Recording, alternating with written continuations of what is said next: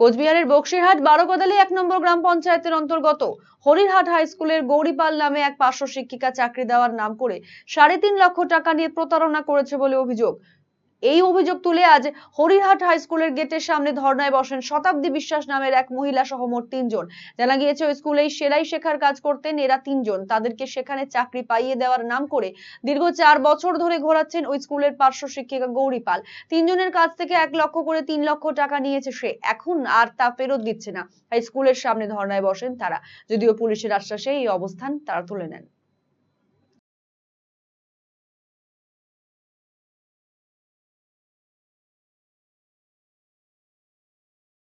হরিহাট স্কুলে ম্যাডাম গৌরীপাল, আমরা সেলাই শিখতাম। আমাদেরকে বলেছিল টাকা দিলে চাকরি হবে, তার জন্য আমরা টাকা দিয়েছিলাম ১,২০,০০০ করে। এখন আমাদের টাকাও দিচ্ছে না, চাকরিও দিচ্ছে না। তারপর আমরা এসডিও, বিডিও, থানা সবখানে জানিয়েছি, হেড স্যার। আজকে আমরা ধর্নায় বসেছি, আমাদের টাকা চাই। কত টাকা নিয়েছে? ১,২০,০০০। কি টাকা চাইতে গেলে কি বলে?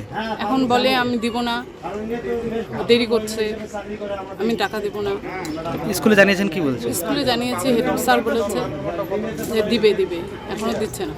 কি চাচ্ছেন এখন মূলত? আমরা টাকা চাচ্ছি, আমাদের টাকা ফেরত দিতে।